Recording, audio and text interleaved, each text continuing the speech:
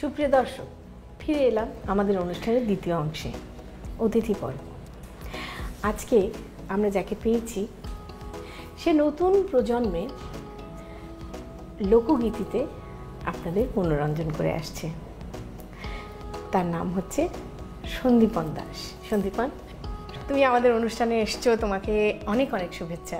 তোমাকেও আমার তরফ থেকে শুভেচ্ছা জানাচ্ছি। এই কারণে তোমার প্রোগ্রামটা সবসময় দেখি, আপনাদের আমি খুব মানে লোভ সামলাতে পারি না। তুমি অদ্ভুত অদ্ভুত সমস্ত রেসিপি নিয়ে, সেই সবজি নিয়ে, মাছ নিয়ে বিভিন্ন রকম অসাধারণ সমস্ত কাজগুলো করো। এখানে যে ডেকেছো, তোমার সাথে যে আমি থাকতে পেরেছি, আমার ভীষণ আনন্দ লাগছে।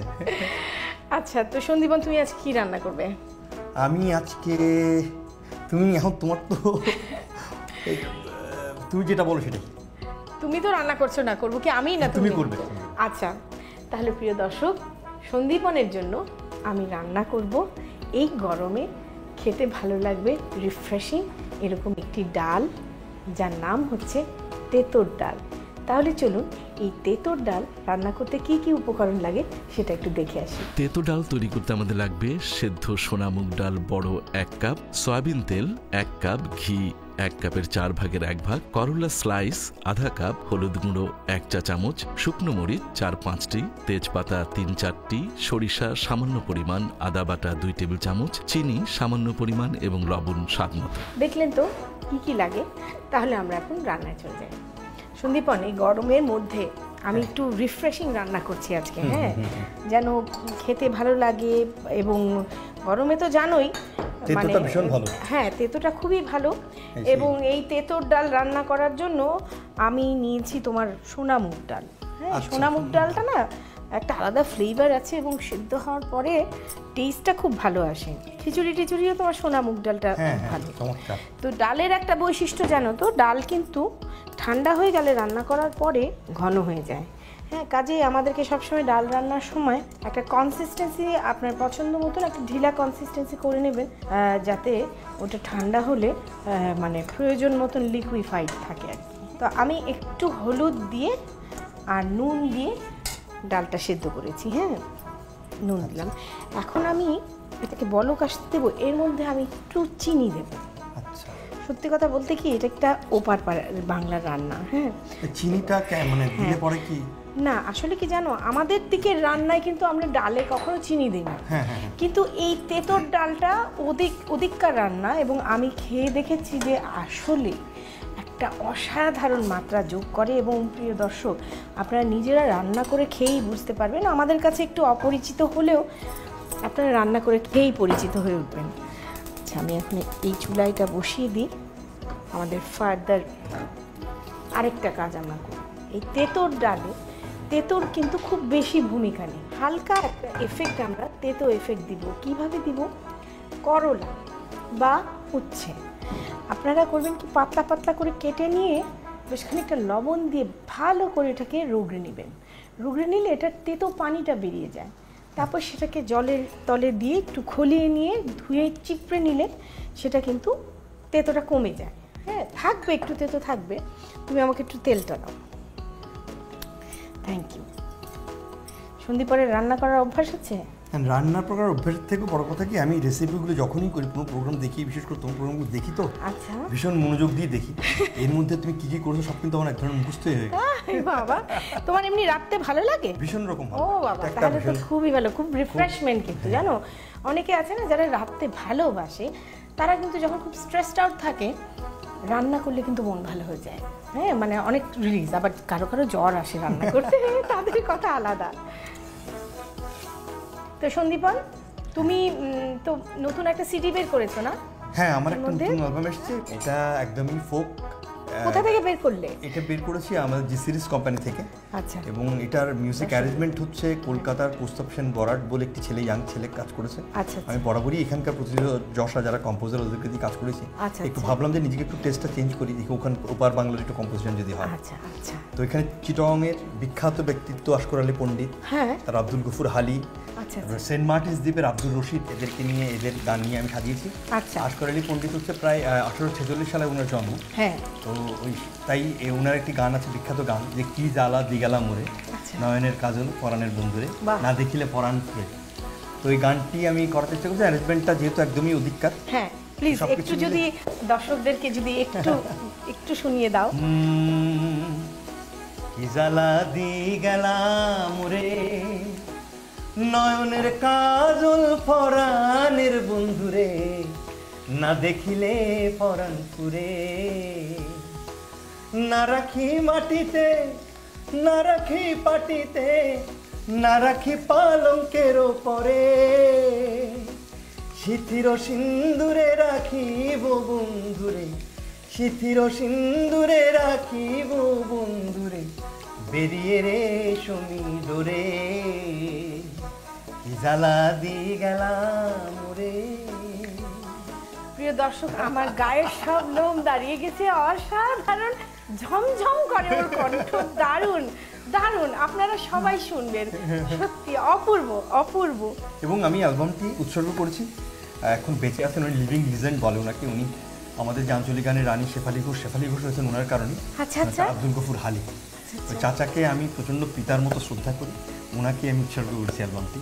আর আমার টোটাল অ্যালবামটি স্পন্সর করছে পেপসি। আচ্ছা আচ্ছা, তো তোমার কম্পোজিশন ওখানে করতে গিয়ে কোনো অভিজ্ঞতা হলো বা কেমন লাগলো? অভিজ্ঞতা বলতে আমার যে টোটাল অ্যালবামটা নোটেশন করেছেন এমন একজন ব্যক্তি যার বয়স এখন 80-র কাছাকাছি, উনি মান্নাদের সাথে অ্যাকর্ডিয়ন বাজেন, শেষ পর্যন্ত অ্যাকর্ডিয়ন বাজিয়েছেন, উনি হচ্ছেন বেবিদা। আচ্ছা আচ্ছা, ওয়াও, তো উনি বসে বসে যখন আমার গানগুলো শুনতেন আর নোটেশন করতেন, তখন অদ্ভুতভাবে আমাদেরকে তাকিয়েছেন, সন্দীপন এই চট্টগ্রামের গানগুলোর মধ্যে সিলেটের গান কোথায় একটা পাহাড়ি দোতনা আছে, একদম কোথায় একটা সমুদ্রের একটা ব্যাপার আছে, এগুলো গানগুলোটা বোধহয় হিন্দি গানটা বোধহয় ওই গানটা থেকে নিয়েছে, বোধহয় এই গানটা বোধহয় ওই গানটা থেকে নিয়েছে, কারণ আড্ডি বর্মন কিন্তু খেলতেন এগুলো নিয়ে, না? তো এই ভীষণ এই বিষয়ে বয়স্ক মানুষটা এই যে আমাকে এই বিষয়ে সবসময় উনি যে অনুপ্রাণিত হয়েছেন গানগুলো শুনে ভীষণ রকম অনেকে আন্দোলিত করতে পেরেছে, আমার কাছে মনে হচ্ছে ভীষণ একটা আনন্দের বিষয়, এরকম একটা লিভিং লিজেন্ড একজন মানুষ। সাংঘাতিক, তুমি যেমন ওনাদের সাথে পারফর্মও করতে পেরেছো, আবার ওনাদের থেকে যে প্রশংসা ভাজন হয়েছে, এটা একটা দারুণ ব্যাপার, মানে তোমার লাইফে আমি মনে করবো অনেক বড় একটা পাওয়া। সবচেয়ে বড় কথা কি ওনারা এত বেশি বড়, যেটা আমাদের শিল্পীদের ক্ষেত্রে ভীষণ জরুরি, যে সবসময় ডাউন টু আর্থ, সবসময় বিনয়ী, যেন উনি কিছুই জানেন না, এত বছর ধরে এত বড় মাপের একজন কম্পোজার, সমস্ত বম্বের বড় বড় তাবর ডিরেক্টররা কিন্তু ওনার পায়ের কাছে বসে থাকে, কিন্তু উনি আমার সঙ্গে যখন গান করছেন মনে হচ্ছে উনি আমার থেকে অনেক ছোট, উনি কিছুই জানেন না। এটাই তো স্বভাব শিল্পীর ধর্ম, স্বভাব শিল্পী যারা, মানে এটাই ওনাদের বিনয়টাই ওনাদের গহনা, আমি বলবো অসাধারণ অসাধারণ। আমরা তো নিজেদের সৌভাগ্য হয়নি, তোমার থেকে শুনেও ভালো লাগছে। আচ্ছা প্রিয় দর্শক, আমরা এখন আমাদের ডাল হয়ে এসছে, আমরা একটু আমার স্বভাবজাত দুর্নাম সমৃদ্ধ ঘি, আমি এতে দিচ্ছি একটু শুকনো লঙ্কা। শুকনো লঙ্কার গন্ধটা যখন হয়ে ওঠে ঘিয়ের সাথে অদ্ভুত একটা গন্ধ, অসাধারণ। এবং একটু তেজপাতা দিলাম। হ্যাঁ প্রিয় দর্শক, আপনারা দেখেছেন সন্দীপনের গানের ফাঁকে ফাঁকে আমরা করলাটাকে ডিপ ফ্রাই করে তুলে নিলাম, হ্যাঁ, তেতো ফ্লেভারটা আনার জন্য। এবং আমাদের এই যে ফোড়ন হয়ে এসছে, এখন আমি একটু দেব আস্ত সর্ষে,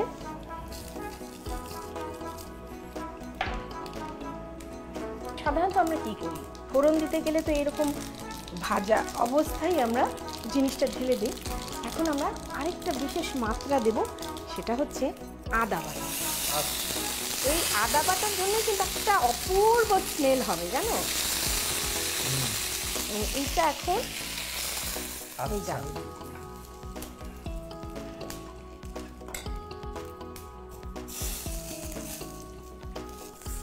আমাদের ডাল তৈরি হয়ে গেল। শেষ পর্যায়ে আমি দেব এই তেঁতোটা, এইটা এই তেঁতোর ডালের বৈশিষ্ট্য। একটু একটু খাওয়ার সময় একটু একটু তেঁতো পড়বে মুখে, সেটাই মজা। মানে তেঁতোর ডাল বলে যে একেবারে মানে তেঁতা বিষ করে দিতে হবে তা না। আমরা এখন পরিবেশন করি। খাওয়ার সাথে সাথে আমার মনে হয় যে পরিবেশনটা, এই যে পাত্রটা, এটা বিশাল জরুরি একটা বিষয় আমার কাছে। হ্যাঁ, প্রথমে দর্শনধারী তারপরে গুণ বিচারী, তো কথাই আছে। কিন্তু আমার কাছে জানো, অনেকে খুব সাজিয়ে গুছিয়ে খাবার দেয়, খেতে ভালো না হয় আমার কাছে ক্ষমার অযোগ্য। আমার প্রথম জিনিস খেতে ভালো হতেই হবে। প্রিয় দর্শক, সন্দীপনের অনারে তৈরি হয়ে গেল তেঁতোর ডাল। আপনাদের সবার সুবিধার জন্য চলুন এটার প্রণালীটা আর একবার দেখে আসি। প্রথম একটি পাত্রে সেদ্ধ সোনা মুগ ডাল, হলুদ গুঁড়ো, পানি, লবণ ও চিনি দিয়ে নেড়ে জাল দিন। এবার অন্য পাত্রে গরম সয়াবিন তেলে করলা স্লাইস ভালো করে ভেজে পাত্রে তুলে রাখুন। তারপর গরম ঘিয়ের মধ্যে শুকনো মরিচ, তেজপাতা, সরিষা ও আদা বাটা দিয়ে ভেজে নিয়ে ডালের মধ্যে দিন। এবার এতে ভাজা করলা দিয়ে পাত্রে তুলে পরিবেশন করুন ভিন্ন স্বাদের তেতো ডাল। রান্না তো হলো, এইবার টেস্ট করার পালা। তোমাকে কৃচ্ছতা সাধন করালাম অনেকক্ষণ। আচ্ছা, তুমি আসার আগে আমি করেছি ঝিঙে পোস্ত। এত সুন্দর রং, বাহ! এটা কি এই যে মানে এটা পোস্তটার প্রাধান্য বেশি না এখানে? এখানে পোস্ত আছে, নারকেলের নারকেল আছে সেটাকে। আর এই সেই তেঁতোর ডাল। তেঁতুল ডাল, বাহ! এখন তুমি খেয়ে বলো এটা গলাধকরণ করার যোগ্য কিনা। সত্যি আমরা মুগ্ধ আজকে। আমি ওর লাইভ গান প্রথম শুনলাম কাছে থেকে। আপনারা বিশ্বাস করুন, আমার গায়ে সব লোক দাঁড়িয়ে গেছে। ও অসাধারণ জোয়ারি ওর গলায়, দারুণ। আপনারা এই নতুন সিডিটা শুনবেন সবাই। এই ঘিটা এটার সাথে অদ্ভুত একটা সেন্ট পেয়েছে, দারুণ। তেতোটারও কিন্তু তোমার প্রাধান্য না, কিন্তু একটু তেতো। দারুণ দারুণ। সন্দীপনের তো রান্নারও ধাঁচ আছে, ওর শখ আছে রান্নার, সুতরাং আশা করি তোমার জন্য রান্না করা সার্থক। এটা আমি শিখে গেলাম, আমি গিয়ে কালকে আবার খেতে পারছো তাহলে। সন্দীপন, তোমার জন্য আমার অনেক অনেক শুভকামনা। তুমি আরও ভালো গান করো, আরও আমাদের সবাইকে আনন্দ দাও।